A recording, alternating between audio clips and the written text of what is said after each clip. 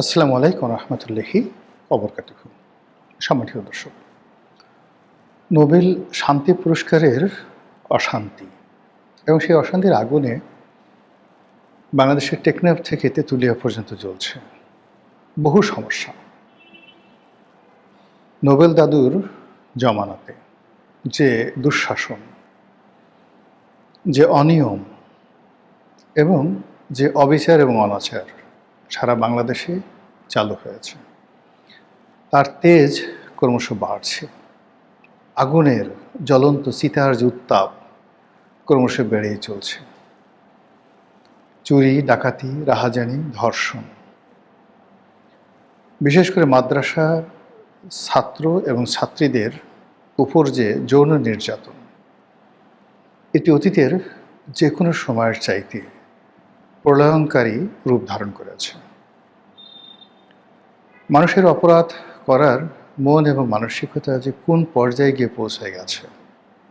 অতি সম্প্রতি গাজীপুরের যে কাপাসিয়া, সেখানে স্বামীর হাতে তার সন্তান, সন্ততি, স্ত্রী এবং আরও একজন স্ত্রীর আত্মীয়, মোট 5 জন যেভাবে খুন হয়েছেন, তারপর খুনি যেভাবে স্বীকারোক্তি দিয়েছে,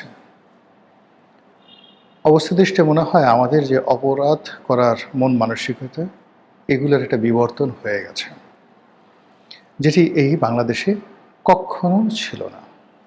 বাজারে জিনিসপত্রের দাম হু হু করে বাড়ছে, টাকার অবমূল্যায়ন হচ্ছে। বড় বড় পরিবারগুলো যারা কখনো গত 10-20 বছরে হাত পাতেননি, সেই সমস্ত মানুষ অনেকটা রাস্তার ফকিরের মতো হয়ে গেছেন। এই আমি যখন ভিডিও করছি তার কিছুক্ষণ আগে আমার এক বন্ধু, বাংলাদেশের বেশ সিনিয়র একজন আইনজীবী, আজ থেকে 20 বছর আগে সে 4,500 স্কোয়ার ফিটের একটি সেই অ্যাপার্টমেন্ট গুলশানের মতো জায়গাতে সে কিনে সেখানে বসবাস করছিল। সে যখন গাড়ি কিনেছে তখন থেকে সবসময় তার 2 থেকে 3টে গাড়ি থাকে, অত্যন্ত সিনিয়র অ্যাডভোকেট। এই সময়টাতে তার সংসার চলছে না। তার এই যে একটা পুরনো অ্যাপার্টমেন্ট কেনার জন্য, মানে তার এই বর্তমান অ্যাপার্টমেন্ট যেটি আছে এটি বিক্রি করে সে কম মূল্যের একটি অ্যাপার্টমেন্ট কেনার জন্য একটি কোম্পানিকে টাকা দিয়েছে উত্তরাতে, গুলশান ছেড়ে সে উত্তরাতে যাবে। তো পরবর্তীতে সেই কোম্পানির সেই অ্যাপার্টমেন্টটা আর তার কেনা হয়নি, কিন্তু ওই যে 20 লাখ টাকা যে অ্যাডভান্স দেওয়া হয়েছে, এখন সেই যে কোম্পানি, বড় কোম্পানি, তারাও 20 লাখ টাকা ফেরত দিতে পারছে না। আর সেই যে ভদ্রলোক, সে তার নিজের অ্যাপার্টমেন্ট যেটা বিক্রি করতে চেয়েছিল সেটাও বিক্রি করতে পারছে না। তার স্ত্রী চাকরি করতেন, সেখান থেকে প্রভিডেন্ট ফান্ডের টাকা নিয়ে সে এই 20 লাখ টাকা দিয়েছিল। এখন ওই কোম্পানি 20 লাখ টাকা তাকে ফেরত দিচ্ছে না। ফলে এই কুরবানির সামনে, কুরবানি করবে, অফিসের স্টাফদের বেতন দেবে, সংসার চালাবে, একেবারে অসম্ভব হয়ে পড়েছে। একটি ভদ্রলোকের যদি কান্না করার সুযোগ থাকতো তাহলে তিনি এই অর্থনৈতিক দুরবস্থার কারণে চিৎকার করে কাঁদতেন। আমাদের দেশের কিশোর অপরাধ কোন পর্যায়ে চলে গেছে যদি বুঝতে চান, একটু বাংলাদেশের যে অপরাধ প্রবণ যে এলাকাগুলো রয়েছে, জেলাগুলো রয়েছে, সেখানে যান। ময়মনসিংহের গফরগাঁয়ে যান, সায়দাবাদ, নারায়ণগঞ্জ, ফেনী সদর, কক্সবাজার, চট্টগ্রামের রাউজান, ফটিকছড়ি, এরপর ঢাকা শহরের মোহাম্মদপুর, টঙ্গী, গাজীপুর, তারপর সাইনবোর্ড, এরপর সায়দাবাদ, যাত্রাবাড়ি, এই এলাকাগুলোতে গিয়ে যারা বসবাস করে শান্তিপ্রিয় মানুষ, তাদের বুকের মধ্যে ডাক্তার যে যন্ত্রটা ধরে, স্টেথোস্কোপ, ওটা একটু ধরে দেখেন যে ওই হৃদয়ের মধ্যে কিভাবে অভাব, হাহাকার, নিরাপত্তাহীনতা, এলাকার সন্ত্রাসের যে বিস্তার কিভাবে ঘটেছে। আর যদি এই পাড়া মহল্লার সিসকে সন্ত্রাসীদেরকে বাদ দিয়ে আপনি যদি গডফাদারদের খোঁজখবর রাখতে চান, আন্ডারওয়ার্ল্ডের ডন, তাহলে আপনি কলাবাগান যান, নিউ মার্কেট, মুরগিপট্টি, ধানমন্ডি, এরপর জিগাতলা, গাবতলী, কারণ বাজার পার হয়ে হাতির ঝিল আসুন, হাতির ঝিল, তেজগাঁ, এই যে বিস্তীর্ণ এলাকা গিয়ে দেখুন তো সেখানে কারা কারা অপরাধ জগৎ নিয়ন্ত্রণ করছে। পুলিশ প্রশ্নেই আসে না। পুলিশের একজন সহকারী কমিশনার, খুব সম্প্রতি তিনি অনেকটা ভাইরাল হয়েছেন, তো তিনি বললেন যে অপরাধ, তার এই কথার জন্য ভাইরাল হয়েছেন, তিনি বলেছেন যে এই অপরাধ যারা করে তাদের ব্যাপারে সামাজিক যে সকল কানেক্টিভিটি রয়েছে এলাকার বা মহল্লার পাড়া মহল্লার যে মাস্তান না মুরব্বী জ্ঞানী গুণী বড় বড় লোক, তাদের কাছে যাই, কথা বলি, পরে খোঁজ নিয়ে দেখি এরাই এই সন্ত্রাসের এবং অপরাধের গডফাদার। এটা হলো রিয়ালিটি। আচ্ছা বলেন তো, আজ থেকে 18 মাস আগে, আজ থেকে 2 বছর আগে এই ধরনের কথাবার্তা কি আমরা কখনো শুনেছি? সারা বাংলাদেশে হামের আতঙ্কে সবাই থরথর করে কাঁপছে। এ যাবৎকালে 300 শিশু মারা গিয়েছে, লক্ষ লক্ষ শিশু হাম দ্বারা আক্রান্ত। যে সকল হাসপাতালে ধরুন 50 জনের ধারণ ক্ষমতা, সেখানে অন্যান্য রোগী বাদ মোর দ্যান 200-300 শুধুমাত্র হামের রোগী সেখানে ভর্তি হয়েছে, এবং এটি খুব দ্রুত বিস্তার লাভ করছে। এত দ্রুত বিস্তার লাভ করছে এটা বলার মতো নয়। যারা সঙ্গতিপূর্ণ পরিবার, যাদের পরিবারে নবজাতক আসবে, তাদের সবার মধ্যে এই হাম নিয়ে আতঙ্ক দেখা দিয়েছে। এই হামের টিকা দেওয়া হয়নি, কেনা হয়নি, এখানে ভাগ বাটোয়ারা হয়নি, এবং এই কাজের জন্য ইউনূস এবং তার সঙ্গী সাথী এবং তার যে সিন্ডিকেট রয়েছে, সারা বাংলাদেশের মানুষ তাদেরকে 14 গোষ্ঠী উদ্ধার করছে যে মানুষ এত অপরাধপ্রবণ, এত পাপিষ্ট, এত লোভী, এত নির্মম, এত নিষ্ঠুর হয় কি করে।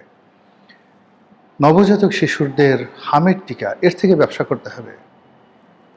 এতটা নিচু, এতটা খারাপ, এতটা বাজে মানুষ এই বাংলাদেশে জন্ম নিয়েছে। মোহাম্মদী বেগ, মিরন, মানে মীর জাফরের ছেলে মিরন এবং মোহাম্মদী বেগ যে সিরাজউদ্দৌলাকে হত্যা করেছিল, আমরা মনে করি যে এরা ইতিহাসে নিষ্ঠুরতম ব্যক্তিত্ব, কিন্তু এবার হামিদ টিকার কেলেঙ্কারির সাথে যারা জড়িত, এদের কুকর্ম, এদের মন মানসিকতা, এত ইবলিস ফেল, ইবলিস আত্মহত্যা করবে এদের দেখলে। মিরন, মোহাম্মদী বেগকে যদি বলা হয় এরকম অপরাধ, 300 শিশুকে মেরে ফেলা হয়েছে, সঙ্গে সঙ্গে মিরন আত্মহত্যা করবে, মোহাম্মদী বেগ আত্মহত্যা করবে, এমনকি সীমার যে ইমাম হোসেন রাদিয়াল্লাহু তাআলা আনহুর গলায় ছুরি চালিয়েছিল, সেই সীমার বিষ খেয়ে মরবে, গলায় দড়ি দিয়ে মরবে, যে আমার চেয়েও নিষ্ঠুর মানুষ পৃথিবীতে আছে। এবং এই বাংলায়, যে বাংলার শস্য শ্যামল প্রকৃতি, যে বাংলার কাদামাটি, যে বাংলার নরম প্রকৃতি, যে বাংলার মানে আতিথেয়তা, এই বাংলা এরকম কুলাঙ্গার জন্ম নিয়েছে যারা সেই 300 শিশুকে মেরে ফেলল। আমরা আইএমএ জাহিলিয়াতের কথা বলি, আরবে নারী শিশুদেরকে হত্যা করা হতো, জীবন্ত কবর দেওয়া হতো। আমি জানি না 300 শিশুকে তারা কখনো কবর দিয়েছে কিনা। যদি 300 শিশুকে কবর দিত, হয়তো আরবে নারী জাতি থাকতো না। তারা দিয়েছে 1 জন 2 জন 5 জন। কিন্তু এখন কি হচ্ছে? এরপরে প্রথম আলো রিপোর্ট করেছে শুধু হামের টিকা না, ভিটামিন এ, নবজাতক শিশুর জন্য অত্যন্ত গুরুত্বপূর্ণ একটি ওষুধ, এই ভিটামিন এ আমদানি করা হয়নি শান্তির দূতের আমলে। এই শান্তি আমাদের দরকার নেই। এই অশান্তির বীজ আমাদেরকে কত বছর শৃঙ্খলিত রাখবে? এই অশান্তি সে আমেরিকার সঙ্গে চুক্তি করেছে, শুধু নিজে চুক্তি করেনি, বাংলাদেশের বৃহত্তম দুটো রাজনৈতিক দল বিএনপি এবং জামাত তাদেরকে এই চুক্তির সাথে কৌশলে সম্পৃক্ত করে ফেলেছে। এমন একটা প্যাচের মধ্যে ফেলে দেওয়া হয়েছে বিএনপিকে এবং জামাতকে, তারা এই ব্যাপারে চিন্তা করার সময় পায়নি। ওই মুহূর্তে দ্য কনসিকুয়েন্স, দ্য সিচুয়েশন এমন একটা পরিস্থিতিতে নিয়ে যাওয়া হয়েছিল যে একটা শৃঙ্খলিত গোলামির জিঞ্জির একটি জাতিকে পরিয়ে দেওয়ার জন্য, তার হাতে পায়ে বেড়ি পড়ানোর জন্য এই যে নোবেল নামক বা শান্তি নামক যে অশান্তি আমাদের এই দেশকে যা কিছু করেছে, কিয়ামত পর্যন্ত অভিসম্পাদ তাদের জন্য, যে ঝামেলার মধ্যে আমরা পড়ে গেছি, এই ঝামেলা থেকে সহজে বের হওয়া যাবে না। দিন যত যাবে একটার পর আর একটা ঝামেলা আসতে থাকবে, আর একটা নতুন বিপ্লব, আর একটা নতুন যুদ্ধ। আজ আমেরিকা দেখেন, সেই আমেরিকা 1930 সনের দিকে এই বদমাশ সেই সিন্ডিকেট, দ্য মার্কিন সিন্ডিকেটের কবলে পড়ে। সেখান থেকে আজ পর্যন্ত 1930 থেকে আজ পর্যন্ত বের হতে পারেনি। প্রথম মহাযুদ্ধের সময় ইউরোপে তারা থাবা বিস্তার করে, দ্বিতীয় মহাযুদ্ধের পর তারা সেখানে সৈন্য পাঠায় এবং সেই সৈন্য এখনো জার্মানিতে আছে, সেই সৈন্য এখন পুরো ইউরোপে আছে, তুরস্কে আছে, সব জায়গাতে আছে। উপসাগরীয় যুদ্ধের কথা বলে, সাদ্দামকে মারার কথা বলে পুরো মধ্যপ্রাচ্যে তারা যেভাবে শূন্য সমাবেশ করেছে, সৌদি আরব, কাতার, দুবাই থেকে শুরু করে সব দেশে, ইয়ামেন, এরপরে সিরিয়া, সব দেশে মার্কিন ঘাঁটি তারা নির্মাণ করেছে এবং ওই ঘাঁটির ক্ষয় খরচা থেকে শুরু করে যা কিছু রক্ত চুষে চুষে, আরবদের রক্ত চুষে চুষে তারা সেই জাতিকে শেষ করে দিচ্ছে। নিজেরা তেল বিক্রি করে, স্বর্ণ বিক্রি করে, মাটির নিচের মূল্যবান দ্রব্য সামগ্রী বিক্রি করে তারা নিয়ে যাচ্ছে, আর অন্যদিকে আরবদেরকে ভাতৃঘাতী সংঘর্ষে জড়িয়ে ওয়াশিংটনে বসে বসে তারা তুড়ি বাজাচ্ছে। একই সমস্যা আফগানিস্তান এবং পাকিস্তানের সাথে করেছে, একই সমস্যা পাকিস্তান এবং ভারতের সাথে করেছে, এবং বাংলাদেশকে কেন্দ্র করে ভারতের 7 সিস্টার, আমাদের পার্বত্য অঞ্চল এবং মায়ানমারের রোহিঙ্গা অঞ্চল, আরাকান, এই বিস্তীর্ণ অঞ্চলে অশান্তির সৃষ্টি করার জন্য শান্তির পায়রা তাদেরকে ছেড়ে দেওয়া হয়েছে আজ থেকে কত বছর আগে, 40 বছর আগে, 50 বছর আগে। কেউ কবি, কেউ সাহিত্যিক, কেউ সাংবাদিক,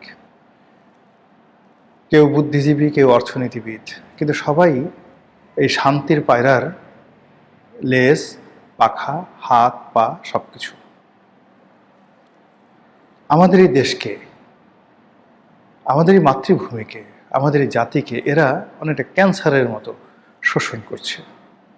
এদেশ এক একজনের বিশাল বিশাল পেট, মাথা ভরা টাক, শরীর ভরা চর্বি, ব্যাংক ভরা টাকা, ডলার, পাউন্ড, এই দেশে বসবাস করে এই দেশকে শোষণ করে এমন অত্যাচার নীলকররা করেনি, এমন অত্যাচার ইংরেজরা করেনি, যা এই মার্কিন দোসররা বাংলাদেশে বসে করছে।